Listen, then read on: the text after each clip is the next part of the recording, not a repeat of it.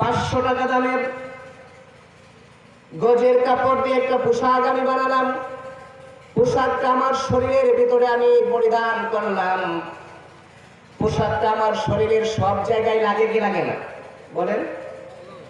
পায়ে লাগে, শরীরে লাগে, হাতে লাগে, পিঠে লাগে, পেটে লাগে।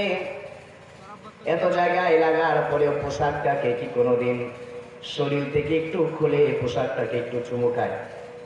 যে পোশাকটা এত টাকা দিয়ে কিনছি, পায়ে লেগে গেছে, একটু পোশাকটাকে একটু আদর করি, একটু সম্মান করি। এটা আমরা কেউ করি? কেউ না। কারণ এটা তো আমার শরীরেরই পোশাক।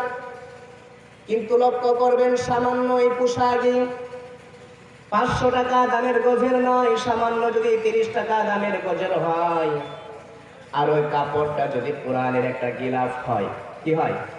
কোরআনের একটা গিলাফ যদি হয়, ওই কোরআনের গিলাফটা স্বেচ্ছায় নয়, ইচ্ছা করে নয়, ভুলে যদি হাত থেকে ফসকে পড়ে পায়ের মধ্যে লেগে যায়, মাটির মধ্যে পড়ে যায়, ওই সামান্য পোশাকটাকে মাটি থেকে তুলে আপনি আমি চুমু খাই কি খায় না?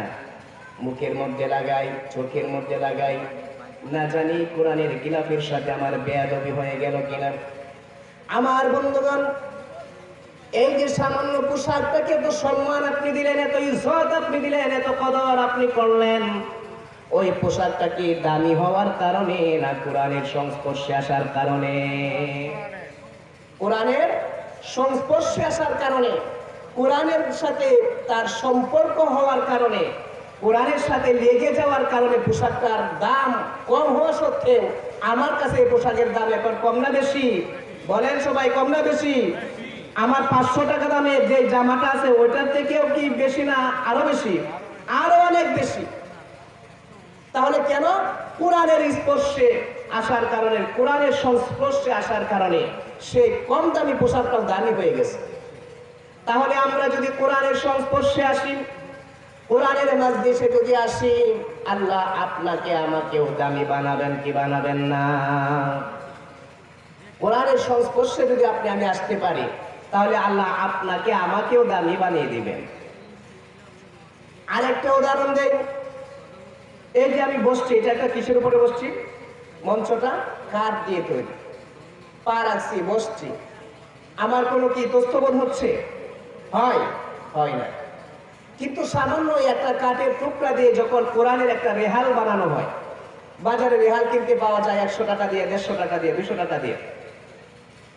এই একটা রেহাল যখন আমি কোরআনের জন্য কিনে আনি, কোরআনকে যখন রেহালটার মধ্যে রাখি, যদি রেহালটার মধ্যে একটু পা লেগে যায়, তাহলে বুকটার মধ্যে একটু ভয় লাগে না?